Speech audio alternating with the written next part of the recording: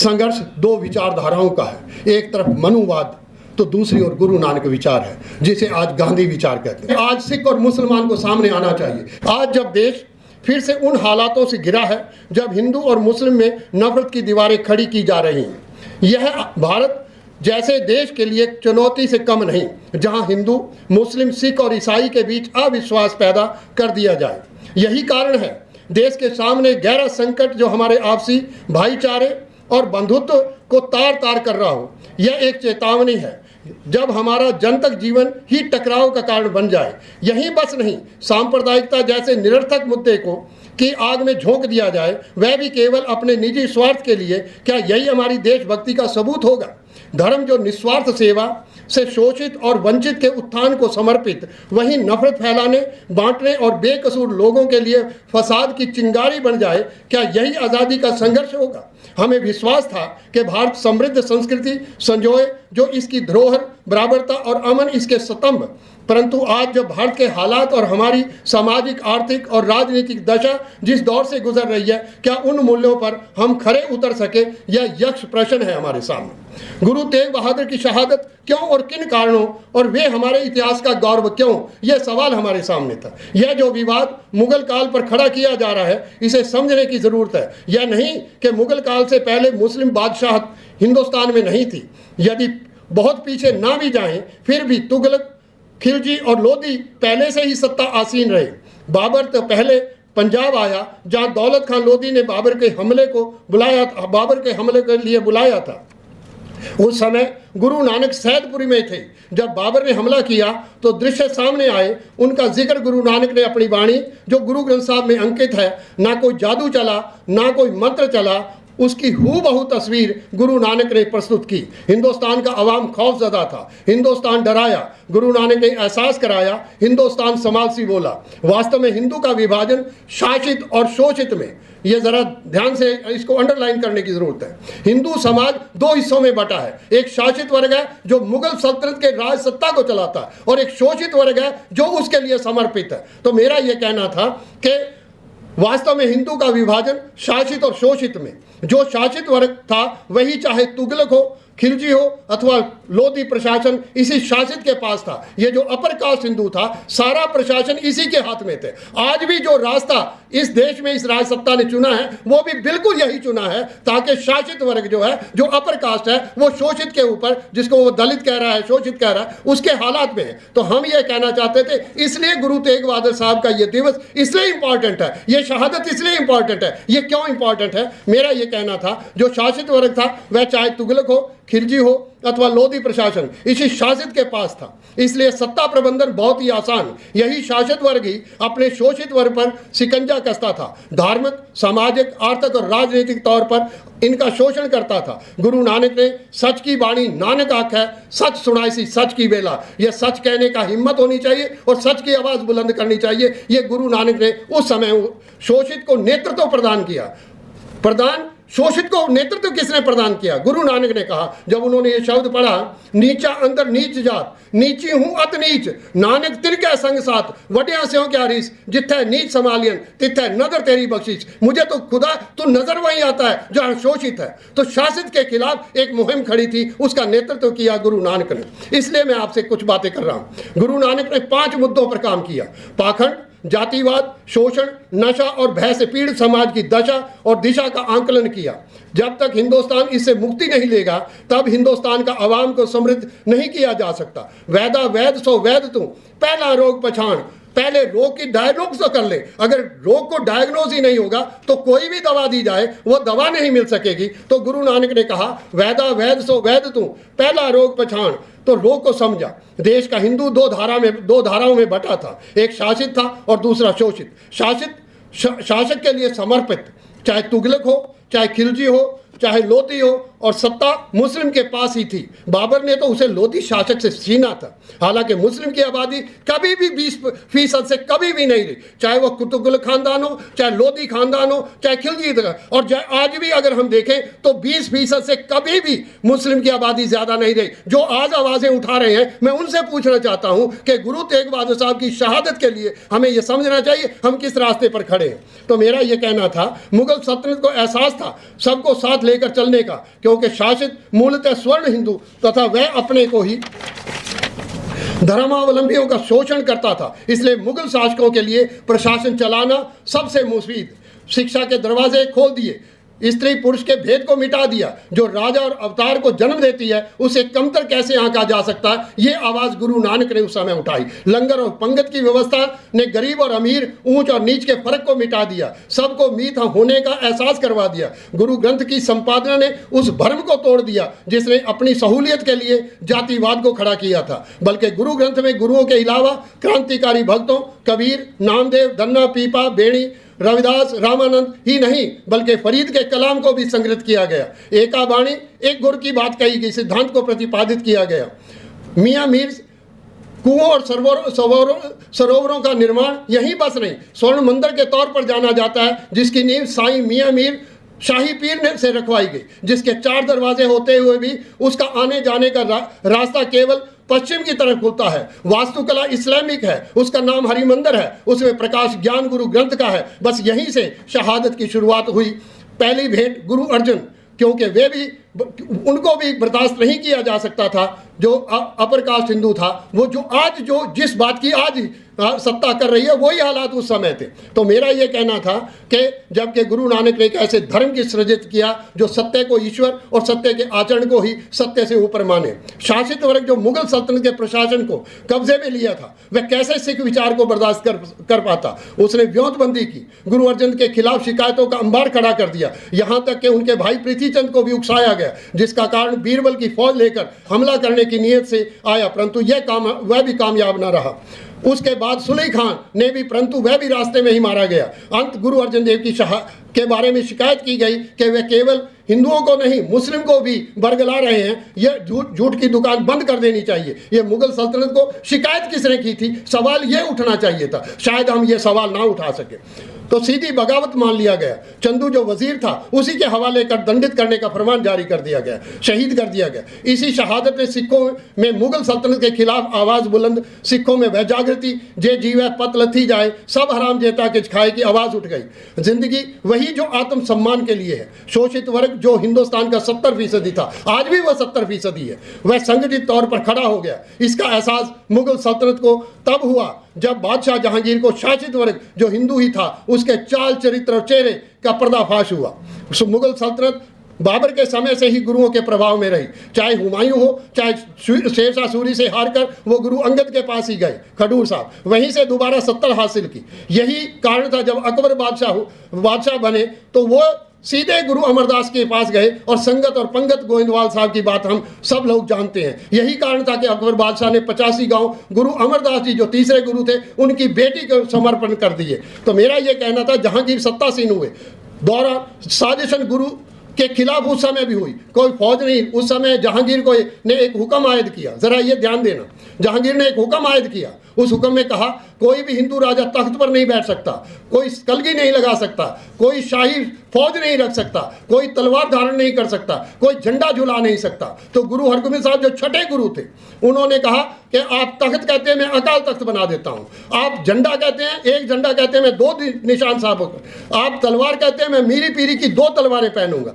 आप फौज कहते हैं मैं फौज का तैयारी करूंगा। नतीजा ये हुआ कि एक सीधा प्रोटेस्ट था और जहांगीर की बादशाह के खिलाफ। तो उस समय जहांगीर ने उनको ग्वालियर के किले में अरेस्ट किया। उसके बाद पूरा हिंदुस्तान आवाम खड़ा हो गया, पूरा शोषित वर्ग और शासित वर्ग को पता लग गया कि ये हालात क्या बनेंगे, उनको छोड़ना पड़ा। और ये पहला एक ऐसा आदेश था जो मुगल सल्तनत ने हुक्म किया और वापस लिया हो, तो ये हुक्म को उन्होंने वापस ले लिया। मेरा ये कहना था कि ये हालात हम लोगों को समझना चाहिए। इससे हिंदू राजाओं की सत्ता, मेरा ये कहना था कि इससे आंदोलन हिंदुस्तान में पूरा उमड़ पड़ा। उनका रिहा करना ही नहीं बल्कि सभी बंदियों को रिहा करना पड़ा। इसका एहसास बादशाह को हुआ। गुरु हरगोबिंद साहब के साथ जहांगीर के मित्रवत संबंध रहे।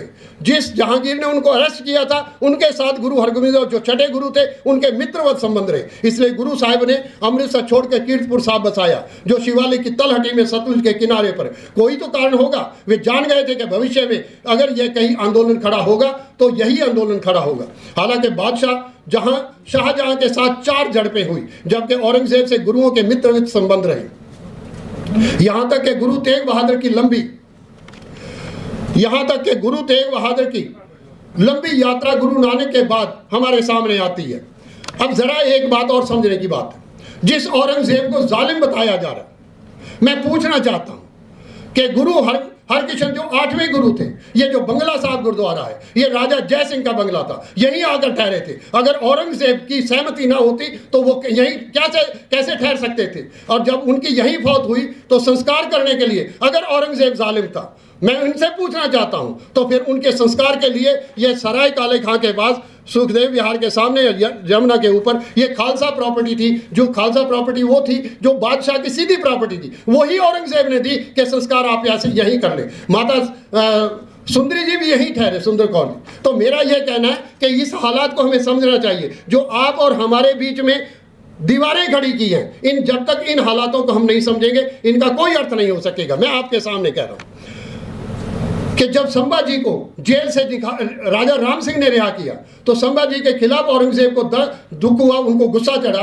कि संभाजी को असम की मुहिम पर भेज। जितने बार भी असम के ऊपर भेजा, उसी समय वो फौज हार कर आई और जो उसका नेतृत्व सेनापति गया वो भी मर कर आया। जब ये सोचकर राजा राम सिंह को भेजा, क्योंकि राजा जय सिंह सेनापति था, उनको नाराज नहीं कर सकते थे, पर उनको पता था राजा राम सिंह को गुरु तेग बहादुर पटना साहब गए हुए थे। वो सीधे पटना गए और पटना साहब से गुरु तेग बहादुर साहब को साथ लेकर धूबड़ी साहब आसाम में गए। आसाम और हिंदुस्तान की अगर किसी ने संधि कराई वो गुरु तेग बहादुर साहब थे, तो वहीं से वो ढाका गए। तो हिंदुस्तान को अगर वृद्ध हिंदुस्तान बनाया वो गुरु तेग बहादुर साहब ने बनाया, ये भी हमें ध्यान रखना चाहिए। तो मेरा यह कहना है, जब वे वापस पंजाब आए तो उन्होंने आनंदगढ़ का किला आनंदपुर साहब में बनाया। यह समझना होगा कि आनंद कोई विपरीत नहीं, आनंद शब्द का कोई विपरीत नहीं।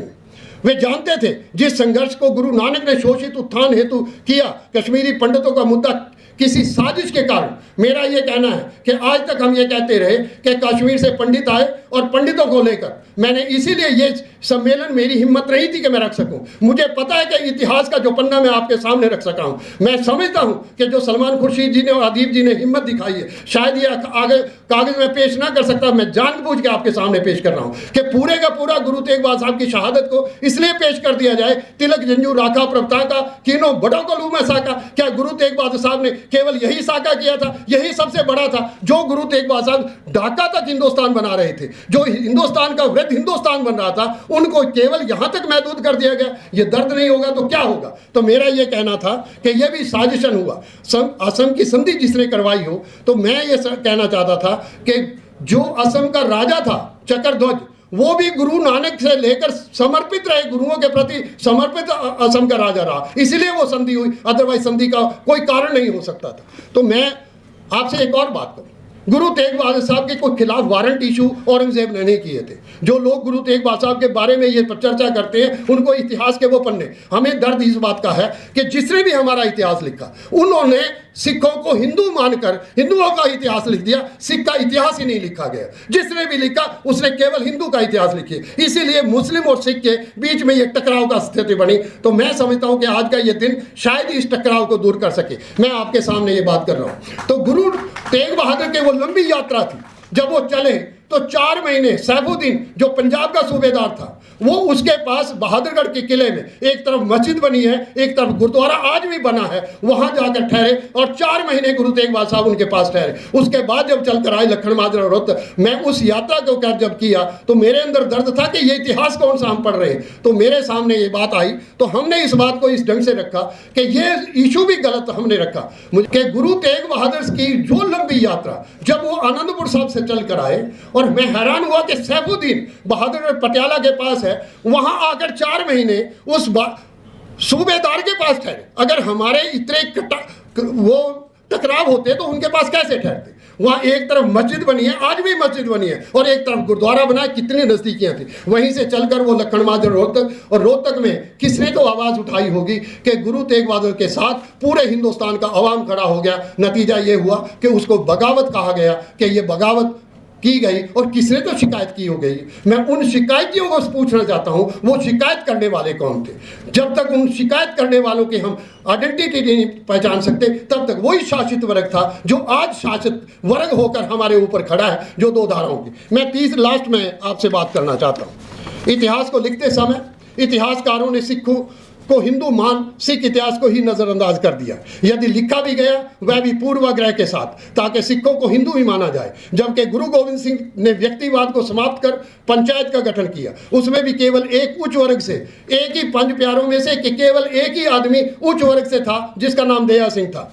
शेष चारों दलित थे, तो जातियों से लिए शोषित माना जा रहा है। खालसा पंथ की सृजित हुई, उसी कारण उसी शासित हिंदू ने उस पर भी हमला कर दिया। अगर गुरु गोविंद सिंह पर किसी ने हमला किया तो उसी रजवाड़ा शाही ने किया, जो हिंदू रजवाड़ा थे उन्होंने हमला किया। सीधा औरंगजेब की फौज ने बिल्कुल डायरेक्ट कोई हमला नहीं किया। यह भी जो वैमनस्य फैलाया जा रहा है, यह भी गलत था। तो मेरा यह कहना था कि गुरु गोविंद सिंह के साथ कौन खड़े थे? मुस्लिम में नबी खां और गनी खां खड़े थे।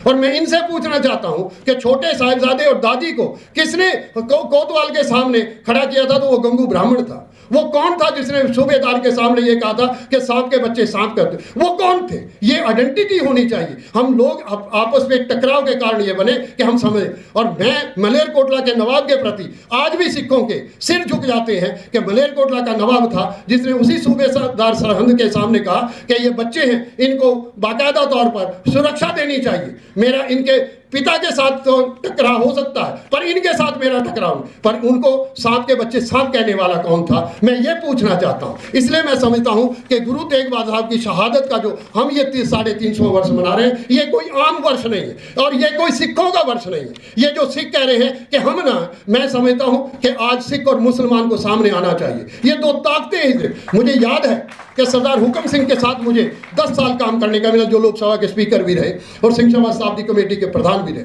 मुझे उनके साथ 10 साल काम करने का मिला। मैं आज आपके सामने ओपनली डिक्लेयर करता हूं जो उनके शब्द थे, जब तक सिख और मुस्लिम इस देश का हिस्सा है, इस देश के सेकुलर क्रेडेंशियल को कभी नहीं मिटाया जा सकता। अगर इस देश के सेकुलर क्रेडेंशियल को कोई लेकर खड़ा है, वो केवल सिख और मुस्लिम का, और इसीलिए हमारे अंदर टकराव पैदा किया जाता है। और मैं समझता हूं कि यह टकराव हमें दूर करना चाहिए। मैं लास्ट में कुछ बातें आपसे, पीर बुद्धू शाह ने अपने 500 चेले गुरु गोविंद सिंह जी महाराज की फौज में शहीद करवा दी।